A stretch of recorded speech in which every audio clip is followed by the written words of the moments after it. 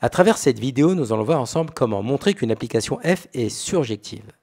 Nous allons le traiter sur deux exemples. Sur l'exemple numéro 1, nous souhaitons vérifier si l'application f, dont l'ensemble de départ est l'intervalle ouvert 4 plus l'infini et l'ensemble d'arrivée est 3 plus l'infini, qui à x associe 3x sur x moins 4, et donc, est-ce que cette application est surjective? Donc on va dans un premier temps rappeler bien sûr la définition.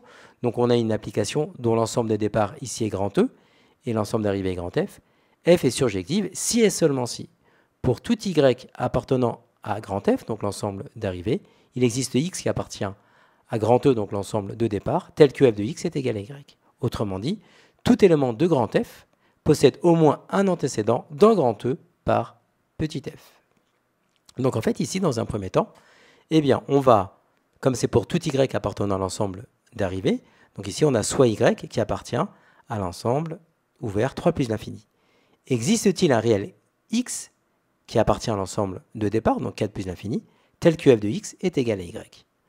Donc l'équation f de x égale y admet-elle une solution ou plusieurs solutions, donc au moins une solution. Donc ici, nous allons résoudre cette équation. Donc f de x est égal à y, c'est équivalent à 3x sur x moins 4 égale y. Donc 3x est égal à y facteur de x moins 4. Donc 3x est égal à xy moins 4y. Ensuite, 3x moins xy est égal à moins 4y. L'idée, c'est d'isoler x. Donc x facteur de 3 moins y est égal à moins 4y. Et enfin, x est égal à moins 4y sur 3 moins y.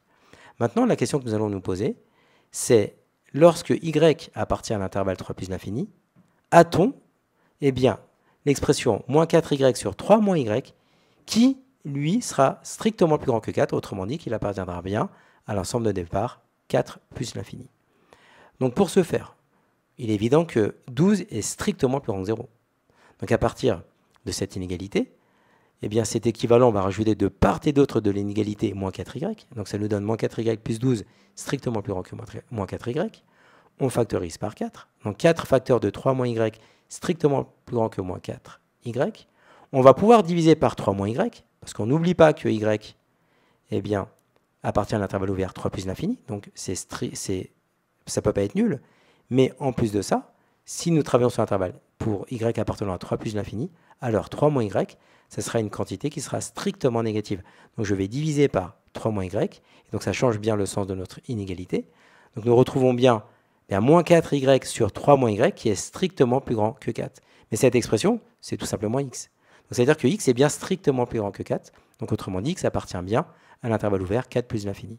Donc finalement, il en résulte donc que pour tout y appartenant à l'intervalle ouvert 3 plus l'infini, il existe un x qui est égal à moins 4y sur 3 moins y, qui appartient bien à 4 plus l'infini, tel que f de x est égal à y. Autrement dit, f est bien surjective.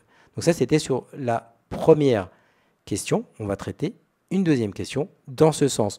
Donc ici, nous avons l'application dont l'ensemble de départ est grand R et l'ensemble d'arrivée ici est grand R, qui a x associe 3x sur 2 plus x carré. Et la question, c'est l'application f est-elle surjective? Au-dessus, nous avons la définition.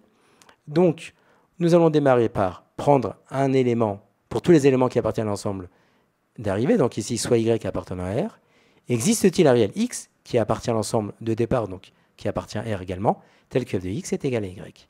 Donc, la question qu'on se pose, c'est l'équation f de x égale à y, admet-elle une solution?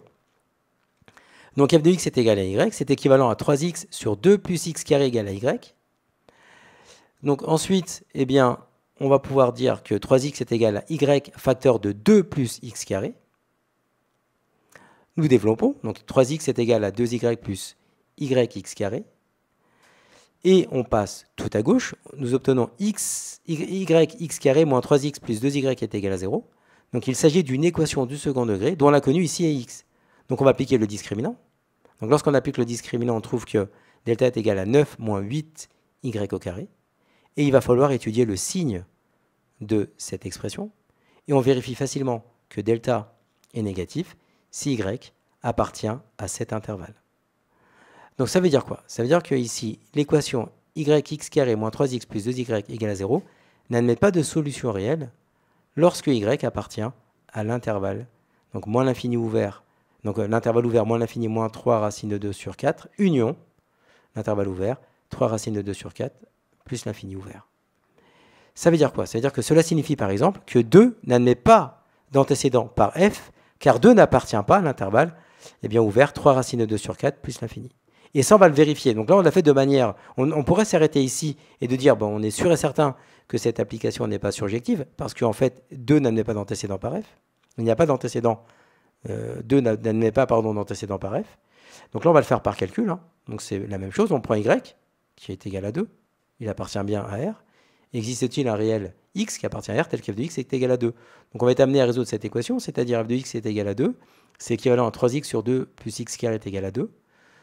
Donc ça nous donne ici 3x est égal à 2 facteurs de 2 plus x carré. Donc ça nous donne cette équation du second degré. Donc 2x au carré moins 3x plus 4 est égal à 0. Mais ici, le delta il est strictement négatif. Et donc, si delta est strictement négatif, il n'existe pas de solution réelle à cette équation. Donc l'équation f de x égale à 2 n'admet pas de solution. Donc 2 n'admet pas d'antécédent par f. Autrement dit, on vient de justifier que f n'est pas surjective.